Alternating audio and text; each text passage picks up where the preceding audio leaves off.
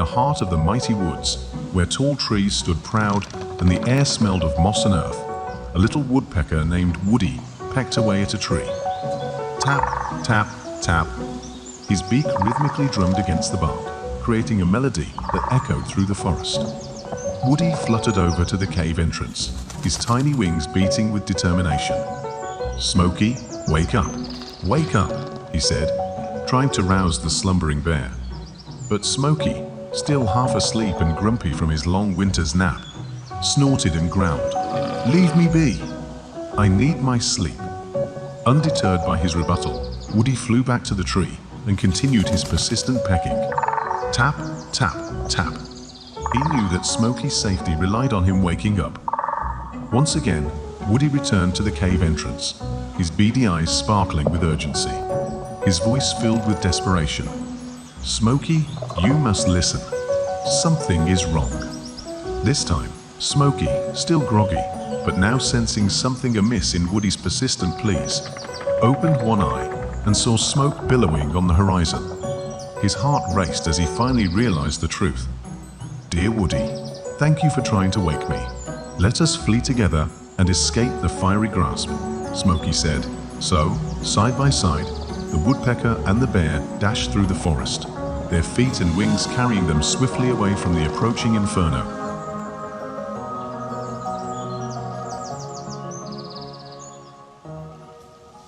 Again, I know we've said this multiple times, but happy Father's Day. It is a great day to be in the house. I'm so glad that you guys are here.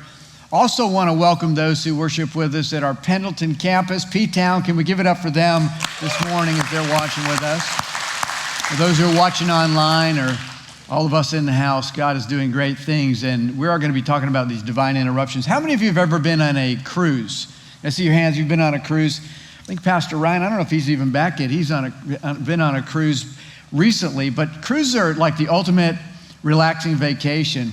But there's one part of a cruise, if you've ever been, that you know this part, and it's to me, it's the worst part of the cruise, is that when you get on the ship, there's these instructions, this emergency preparedness speech that you got to sit through. So the deal is that everybody has to show up in a certain area of your deck, because there's multiple decks on a cruise ship, and lots of people, 3,000 or 4,000 people sometimes on those ships, and you have to go to your section that you're assigned to with your life jacket on, and you have to go there and wait for them to give the instructions. Now, what makes it weird is that you are literally still at the dock. Like, you haven't even gotten in the ocean yet. You're just in the intercoastal, and they're giving you this talk about what happens in the case of an emergency. But the worst part is that you're wearing this life jacket when you know full well you could swim to shore if the ship were to go down. But you know, that's not what they're giving you that speech about, right? It isn't about being in the port that they're telling you that you need to be prepared. They're telling you this in advance because they know once you got onto the wild blue yonder out there and you're 100 miles offshore, that if something went wrong, there'd be chaos and confusion if you didn't know what to do. It'd be a little too late to give you that speech then, right? And so you're sitting there with a bunch of other people just thinking, I wish it would hurry up and get over because I want to get to the food bar. You know what I'm saying? And cruises are great, but the preparation is an important part of life. That's why we have fire drills at school. When the fire drill, we practice what to do in the case of an emergency. You get prepared, or some places are more tornado prone that they have to do the tornado drill, or maybe that's why you carry a first aid kit in your car to be prepared, or why you get CPR certified. So in the event of an emergency, you're prepared to help someone else. It's good to be prepared. And in preparation for this message, I went online and I found something, and because it's online, I know it's true. And so I'm going to share this with, all right, maybe it's not true. But anyways, this is supposed to be from the U.S. Peace Corps manual for workers in the Amazon, in the jungles of the Amazon. And this is how to be prepared in the event of an anaconda attack. An anaconda is a huge snake. They can grow up to like 35 feet long, 500 pounds. These are a force to be reckoned with. And so in this manual, it gives you what to do to be prepared in the event of an anaconda attack. So I thought I'd read this to you. Number one, if you're attacked by an anaconda, do not run. The snake is faster than you are. You want to bet? All right, number 2, lie flat on the ground. Put your arms tight against your sides, your legs tight against one another. Number 3, tuck your chin in. Number 4, the snake will come and begin to nudge and climb over your body. Number 5, do not panic. Aren't you glad they put that one in there? Number 6, after the snake has examined you, he'll begin to swallow you from the feet end. Permit the snake to swallow your feet and ankles. Do not panic. Number 7, the snake will now begin to suck your legs into its body. You must lie perfectly still. This will take a long time. Number 8, when the snake has reached your knees, slowly and with as little movement as possible, reach down, take out your knife, and very gently slide it into the side of the snake's mouth between the edge of its mouth and your leg, then suddenly rip upwards, severing the snake's head. Number 9, be sure you have your knife. That should have been number 1, right? Yeah, because it's a little too late at that point. I don't know, but that's good to be prepared. Today we're going to be continuing our series on divine interruptions, these times when God steps into our lives and interrupts our plans and our agendas. And sometimes, I just got to say this, not every interruption in life is divine in nature, but there are those times when God says, hey, I'm trying to get your attention. I've got something in store for you. You don't know what it is yet, but I do, and so you got to trust me here. And in order for that to work, because I think most of us would say, yeah, I want God to do that in my life. I want to know that my life is being used by God for his glory. I want that. So if that's the case, how do we prepare for that? Because I am convinced that we miss opportunities all the time. Like God is at work, he wants to include us in his plans, and I think we're so distracted with whatever we're doing that we're not prepared when it does come along, and we miss the opportunity. And so today we're going to talk about how you prepare for a divine interruption. Now, in this series, we're looking at different stories in the Bible where God actually interrupted somebody's life. Today we're going to be talking about a guy named Philip. The story is found in Acts chapter 8, but I want to give you a little bit of background before we get to where we're going today. In the beginning of Acts, we know this is the beginning of the New Testament church. Jesus has risen from the grave and he's ascended back to the right hand of the Father. He sends the Holy Spirit on the day of Pentecost, and God begins the church. And so this New Testament church starts, and it's flourishing. It's just growing leaps and bounds. And the Bible says that every day people are being saved, and it's just a great time to be around. But with that comes persecution. And as the persecution comes, it's a divine interruption. People don't realize it, but it's a divine interruption. And by the way, that's still the case today. Wherever you see persecution, you see Christianity growing. And this is what happened there. Persecution comes and it scatters the believers out of Jerusalem, because they had been basically, that was their home base. And now they're scattered. But when they leave that area to avoid the persecution, they take the gospel message with them and start telling people about Jesus where they go. And so now the gospel is spreading beyond. And during that time, Philip is one of the guys who is faced the persecution, and he's moving on, and he ends up in a place called Samaria. And I want to pick up the story, and we're going to look at how God used that persecution and that interruption for his glory in a way that it was even hard to understand. Now, when Philip gets to Samaria, great things happen. He takes this message with him.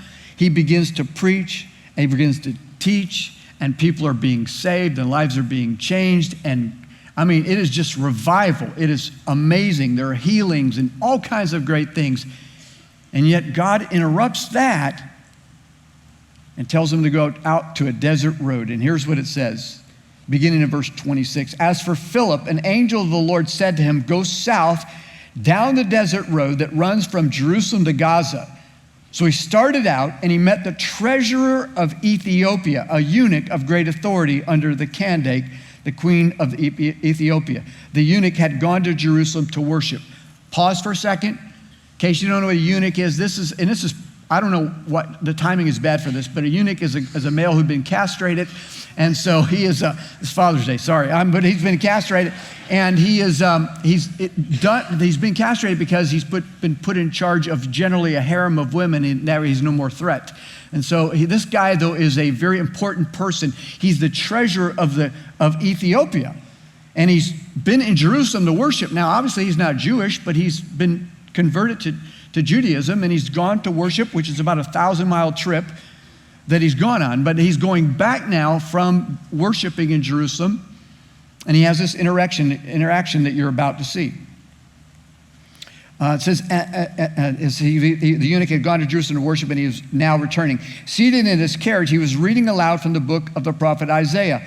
The Holy Spirit said to Philip, "Go over and walk along beside the carriage."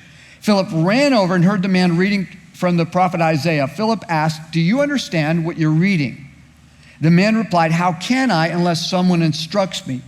And he urged Philip to come up into the carriage and sit with him. The passage of scripture he had been reading was this. This is from Isaiah chapter 53, verses 7 and 8. He was led like a sheep to the slaughter, and as a lamb is silent before his shearers, he did not open his mouth. He was humiliated and received no justice. Who can speak of his descendants? For his life was taken from the earth. The eunuch asked Philip, "Tell me, was this prophet talking about himself or someone else?" So beginning with the same scripture, Philip told him the good news about Jesus. As they rode along, they came to some water, and the eunuch said, "Look, there's some water. Why can't I be baptized?" He ordered the carriage to stop, and he went down into the water, and Philip baptized him. This is a fitting message now because we are talking about baptism today. We're going to see baptisms today.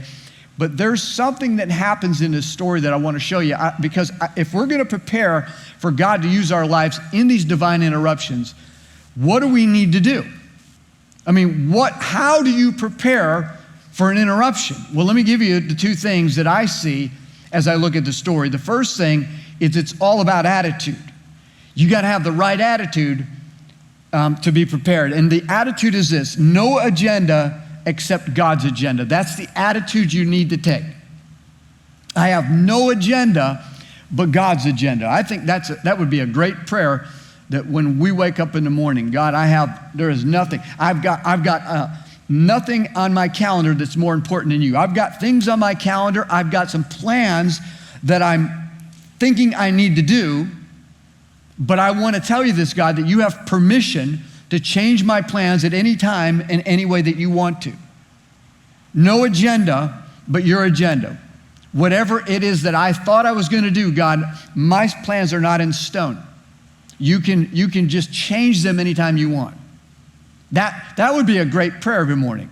To just say, God, wherever you want to send me, whatever you want to do in my life, whenever you want to do it, to whoever you want me to share with, that's what I'll do. I am available. Just like we sang the song a moment ago, the answer is yes, Lord. Whatever the question, yes, Lord, I'm available. This is what we have to do. And the thing is, that I have discovered is that what I see as an interruption, God sees as an invitation. That I'm looking at my life, and a lot of times these interruptions come, and we don't generally like interruptions, but they're really God's invitation to get involved in the work that he's doing, and he wants to include us, which is awesome if you think about it. And many times, the other thing is many times these interruptions come, and we don't even know at the time they're really divine in nature. And yet God is moving behind the scenes to do what he needs to do.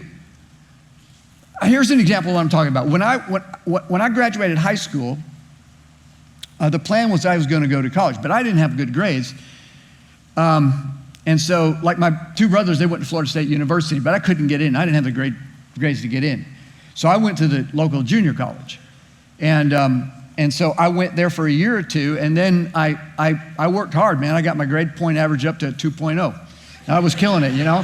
So I had a 2.0, but I could get into a college. So I looked around at any college that would take someone like me, and there was a college in Texas called Sam Houston State University. So me and another friend applied to go there. I'd never been to Texas, didn't know anybody in Texas, but we applied to go there, and they actually accepted us. They must have been super desperate, but anyways, they took us in. And so the plan was we were going there. We were going to be roommates. We had a dorm. All of that stuff was planned out, and it was on go. A week or two before we left, he says, "Look, I changed my mind. I'm not going." I'm like, "What do you mean you're not going? You can't stop now. I mean, like, you're my roommate. I don't even have a roommate." He's like, "Well, I'm not going." I said, "I'm going." Little did I know there was God's divine interruption. God, I wasn't a follower of Jesus, okay? And I see it now. I have the benefit of hindsight that God was using this. So this divine interruption comes. I go to Texas. I'm forced now to find new friends.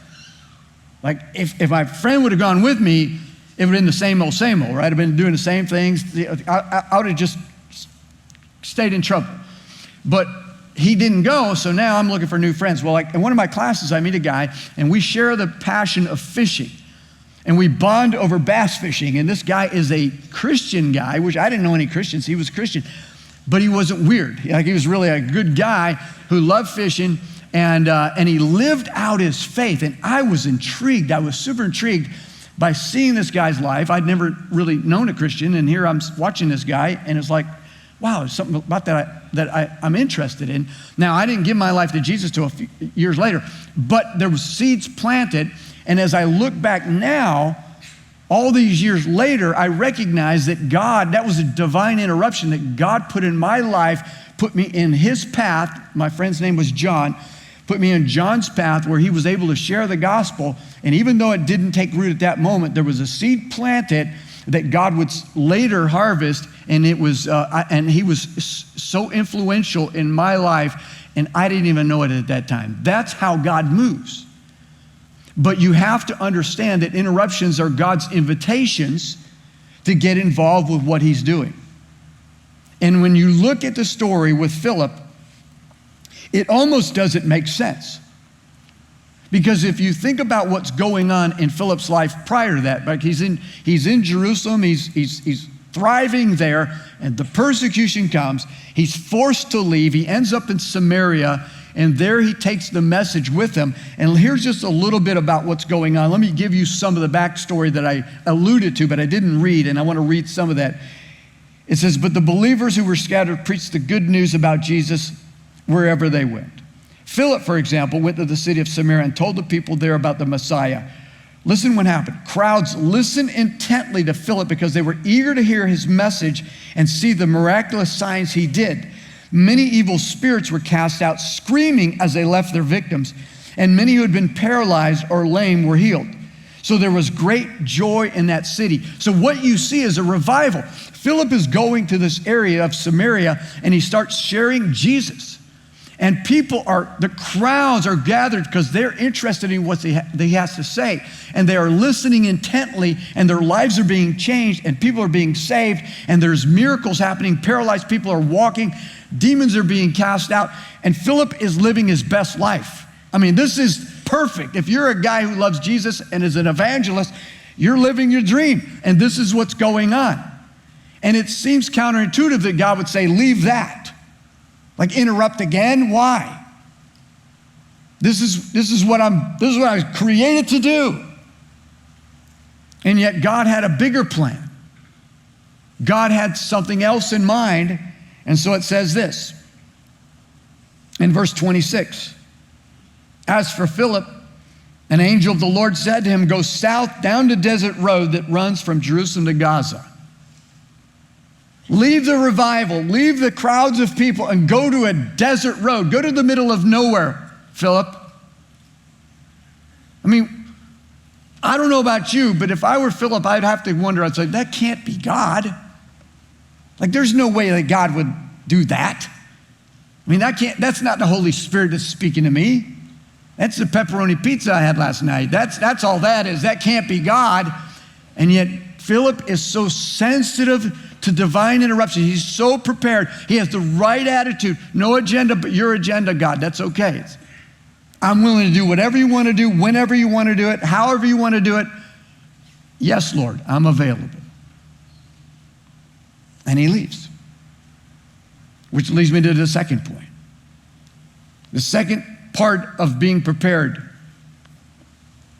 for divine interruptions is action. Not just attitude, but action.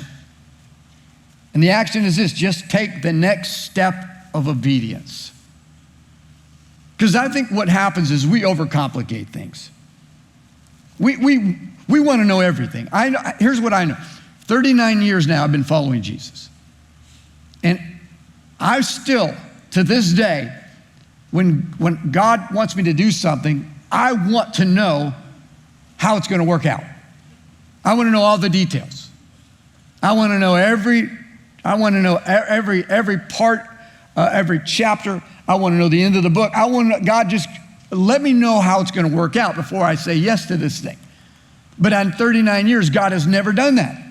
Not once has God said, okay, I'm going to show you the whole plan. It does not work that way.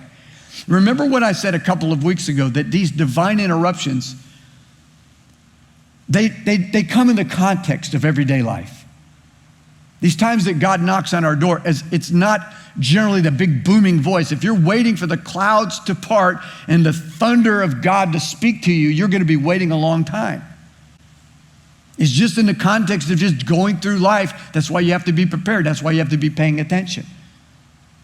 And I want God to give me everything right now. It's like taking a picture with my phone, which is a great thing, right? I could take 20 pictures in 20 seconds. And then I can instantaneously look at those pictures and decide, I like that one, I don't like that one, I'm gonna get rid of that one, delete this, so I like that. Instantly. And I think that's how we want to see God show us his plans for our life. Just God, give me all the details. But that's not how it works. Understanding how God is moving and God's will and direction for your life isn't like my camera on a phone. It's more like the Polaroid camera. Remember the Polaroids? Take the picture and you wait. Take the picture, thing spits out, and then you look at it, it's just a blob of nothing. There's not even a picture on this thing. And you're shaking it, trying to hurry up, right? Hurry up, I want to see this picture. And eventually you get a little bit of outline of whatever it is, and ultimately it shows you a picture. And that's how God reveals himself to us many times. As we say, God, I want everything, God says, no, all you need is the next step. If I told you what was going to happen down the road, you'd bail on me anyways. So I'm not going to do that. I'm going to give you one step. That, if you want to know really the discipleship, following Jesus in a nutshell, you know what it looks like? Take the next right step of obedience. Just take the next right step of obedience. That's what it means to be a follower of Jesus. If you're waiting for God to give you all of the details, it's going to be paralysis by analysis. You're going to be waiting forever. And we're going to miss the opportunities. And I'm convinced, if we are saying, God, unless you give me X, Y, and Z, I'm not moving, God will say, all right, I'll find somebody else that'll do it. I remember my friend of mine, Mark, he owns a car dealership, and I told him I wanted to buy a used car. And he said, well, I'm going to the auto auction. You want to go with me? I said, yeah, never been to auto auction.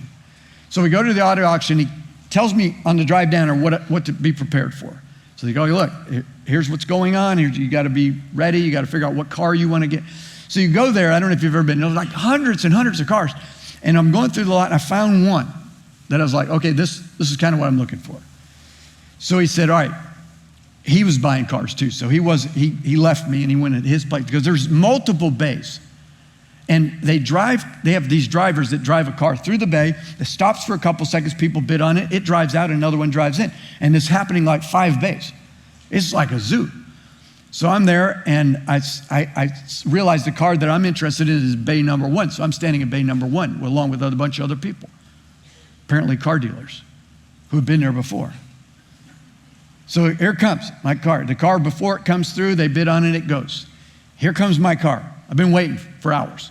It shows up, gets in that thing, and all of a sudden people start bidding. And I'm like, sold, and it's gone. And I'm like, what just happened? I didn't even bid. I didn't even turn, and the thing was gone. I was like, I wasted my whole day there. The only car I wanted, I didn't even bid. I froze up in a moment. I wasn't prepared. I wasn't prepared. This is what happens. I think God's like, okay, I'm about to do something great in your life. Are you in? And God's like, all right, next, I'll just find somebody else. Like, what just happened? You gotta just lean in and say, God, I don't know what it looks like. I'm ready. I'll just do whatever you want me to do. In the Bible, think about some of the stories where this kind of stuff happened. Like God doesn't give all the details and God just says, okay, here's what I've got you to do. Take a step. You remember the story of Abraham? Before he was Abraham, his name was Abram. And he lived in the town he lived in. I mean, he was well known, and he had roots, and he had family, and he had all of his. It was like everybody was there. I mean, it was his hometown. And God says to him, Abram, I'm about to rock your world. I've got something big for you. I'm going to bless you like you've never seen. I've got plans and dreams for your life that you can't even imagine. I'm paraphrasing. And he says, here's what I want you to do. I want you to get up and go. And Abram got up and went.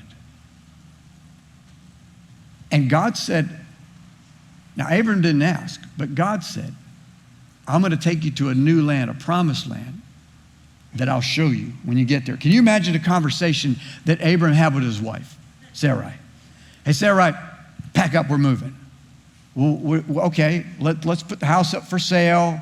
Let's get a realtor. Let's decorate. Let's get it ready for Zillow, and let's do all that stuff. And Abram's like, no, we're leaving now. What do you mean we're leaving now? Why? Because God said so. Well, where are we going? I'm not sure. You mean you're not sure? God said he'll tell us when we get there. Okay, and they go. The next step. That's just mind-blowing for us because we want it planned out. Noah, remember Noah? God says, hey, Noah, I want you to build an ark. What's an ark? It's a big boat. What's a boat? It's something you're going to get in when it starts raining and there's a flood. What's rain? Because it had never even rained. And he goes, okay. Gets out there, he got some wood, probably his hammer, his drill. I don't know what he's doing, but he's building a boat in his yard. Why? Because God told him to. Take the next step of obedience. So Philip, the story we're looking at, Philip is there, God is moving, great things are happening, people are being saved, lives are being changed, and it is incredible. And God says, get up and go to the desert road that leads from Jerusalem to Gaza. And look what it says.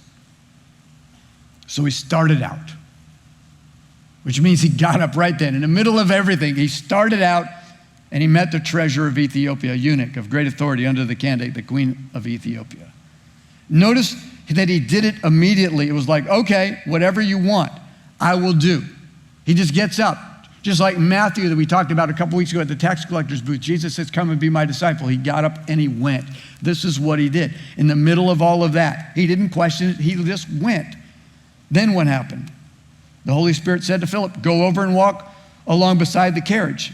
Philip ran over and heard the man reading from the prophet Isaiah. Philip asked, do you understand what you're reading? So in that situation, he leaves, he goes to this desert road, and because he did it immediately, he intercepts this divine encounter that God had planned, intercepts the treasurer of Ethiopia, who was just in Jerusalem and is traveling, and at that moment, they find each other. And he happens to be reading from the prophet Isaiah in Scripture about Jesus, and Philip says, hey, you understand what you're reading? Guy's like, no, I don't. I need somebody to explain it to me. Where can I find somebody like that? Hey, how about you? Why don't you come up here and explain it to me? And Philip's like, I can do that. And he goes up there and he starts sharing Jesus with them. Here's what it says. So the beginning with the same scripture, Philip told him the good news about Jesus. Don't you love it? The next step. And this guy, when he hears about Jesus, obviously his life has changed because he is, he went to Jerusalem to worship. He meets, the God of the Old Testament, who is the God of the New Testament. He just didn't know Jesus at that point. And Philip tells him about Jesus. And he has this experience and he gives his life to Jesus and his life is radically changed. But then he takes the next step because it's always about steps. That was the first step. He gave his life to Jesus, and now the next step. As they rode along, they came to some water, and the eunuch said, look, there's some water. Why can't I be baptized? He ordered the carriage to stop, and they went down to the water, and Philip baptized him. Did you love the story? Like it's just a step at a time. Philip didn't know why he was going or where he was going. He just went down this road. He had an encounter with this guy.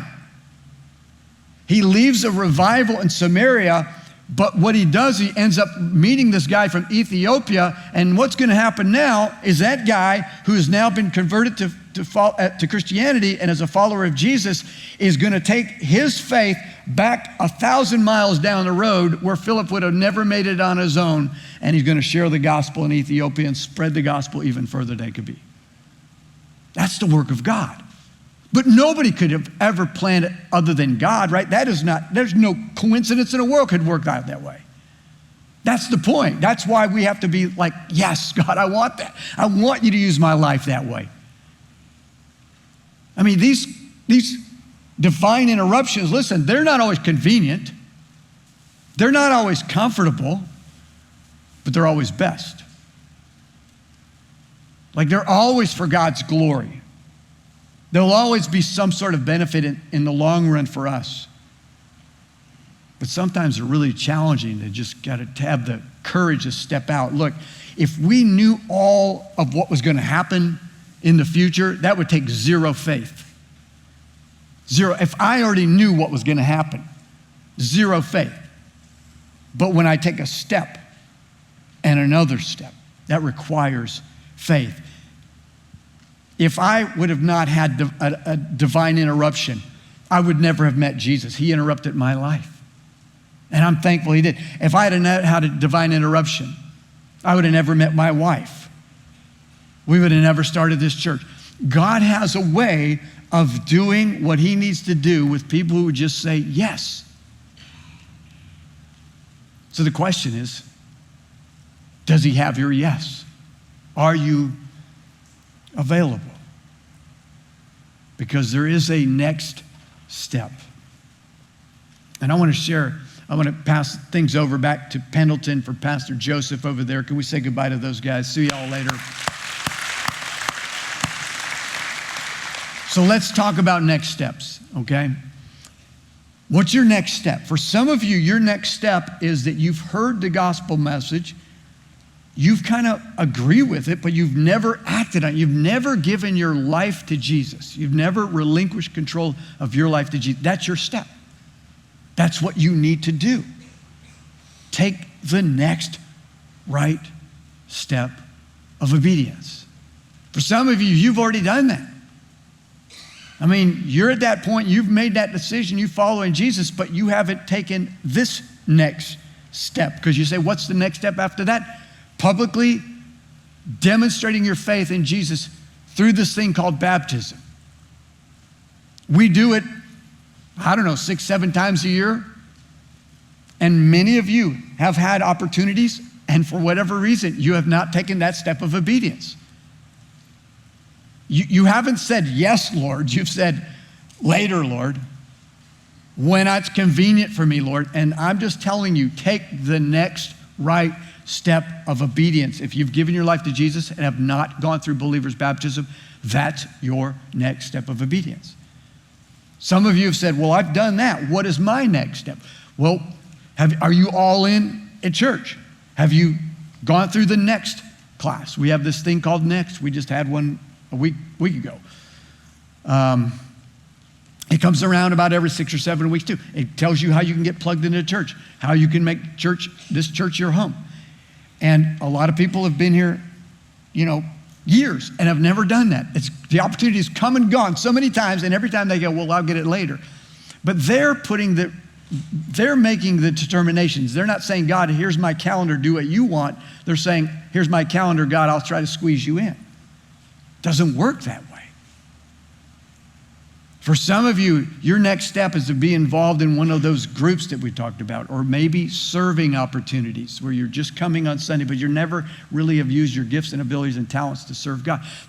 Everybody has a next step. Everybody has a next step. What is yours? And are you willing to take it?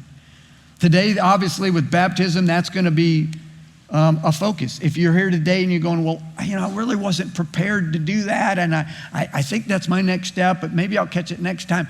Can I just tell you, the guy that was riding there with Philip, the Ethiopian eunuch, he had no plan to be baptized that day. He just knew that that was the right thing to do, and he was willing to do whatever it took. So to make it easier for you, we have shirts and towels and shorts, and you can get up and go get that stuff. And in just a few moments, the worship team's going to come out, and then you can come over here, and while the band is playing, people get ready, and we'll baptize, and it's going to be amazing. We'll celebrate together. But if that's you, there's water. What's preventing you from taking that next step? I'm going to pray, and then the band's going to come, and then we'll continue. Heavenly Father, thank you so much for your word that is convicting, and it's real, and we get a sense of what it looks like when we get it right, and we get a sense of what it looks like when we don't get it right. And today we see a model like Philip, a guy who, man, if we all had that attitude and that action of saying, yes, Lord, I'm available whenever you want, wherever you want. God, I just pray that for those people in this room, that their next step is inviting Jesus to be Lord of their lives, to have their sins forgiven, to have a new life in Christ. And that could start today. Everything could change. But they got to make a decision. There's got to be action. And if that's you and you want to give your life to Jesus, maybe as a way of signifying that, you can offer a prayer. The prayer is not what's going to save you. It's the attitude of your heart. But maybe a prayer like this: Jesus, I'm giving you my life today. Today, I'm driving a stake in the ground, and this is the day that I am giving you control. I ask you to forgive my sins and give me a new life in you. I believe you died on that cross for me, and I ask you to be my Lord and Savior today. God, for others, maybe the people who just prayed that prayer, but maybe others who have been putting off the step of obedience of baptism, that today would be that next step for them, that they would know that they're walking in obedience and saying, that's what Jesus asked me to do. That's my next step, and I'm going to do it. So Lord, give them courage, boldness, faith to step out, to not worry about what others think, and just say, this is between you and them. So God, as we celebrate life change through baptism, remind us of how awesome and incredible your grace is. Thank you for all that you do in our lives. In the name of Jesus, we pray. Amen.